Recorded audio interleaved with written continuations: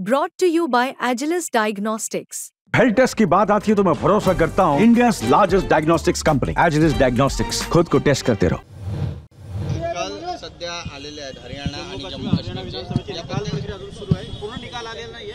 काटेकी टक्कर असं जे सध्या पूर्ण जसं पूर्ण निकाल नाही आले तसं पूर्ण भाष्य करणं सुद्धा योग्य होईल असं मला वाटत नाही। परंतु देशाचा जो मूड होता हरियाणाबद्दलचं तुम्हा सर्वांनी सुद्धा सातत्यानं सांगितलं की हरियाणामध्ये काँग्रेस पक्षाची सत्ता येईल, परंतु प्रत्यक्षात आता जे काही निकाल येत आहे त्या जे काही कळतंय त्यामध्ये भारतीय जनता पार्टी आघाडीवर गेलेली दिसते।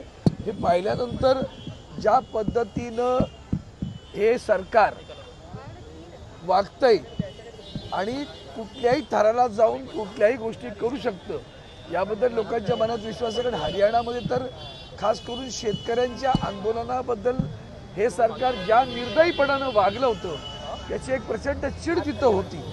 ती चिड असताना सुद्धा त्याचा परिणाम निवडणुकीच्या निकालामध्ये दिसत नाही। याचा अर्थ थोडासा वेगळा विचार करायला लागेल की निश्चितपणे काय घडलं, खरं काय आणि खोटं काय हे सगळं संशयास्पद वाटत राहते। लोकांच्या मनामध्ये शंका आल्यात की हा निकाल असा कसा लागू शकतो। केंद्रीय निवडणूक आयोगाकडनं काँग्रेसचे निकाल जे ते देणं बंद झालं होतं, ॲप जो तो अपडेट नव्हता, म्हणून ती म्हणालो पूर्णपणे त्याची माहिती नाही, पण निव्वळ निकाल ऐकून पूर्ण भाष्य करणं योग्य होणार नाही। आणि ह्या ज्या तक्रारी आपण सांगताय जयराम रमेशन किंवा आणखीन काही गोष्टी ज्या येतील त्या काला उघडकीस येतीलच, आज न उद्या उघडकीस येतीलच, पण हा सगळाच निकाल निश्चितपणे शंका व्यक्त करावा अशी त्या ठिकाणी जागा आहे। सकाळी काँग्रेसला 60 जागा दाखवत होत्या हरियाणामध्ये, आरोप फेटाळले, त्यांचं असं म्हणणं आहे की योग्य वेळेत आम्ही निर्णय देत होतो।